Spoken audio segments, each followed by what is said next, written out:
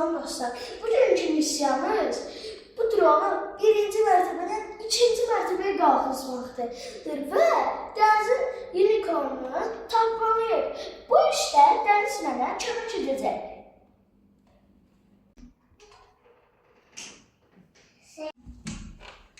Selma, mənim unicornum qaçıb.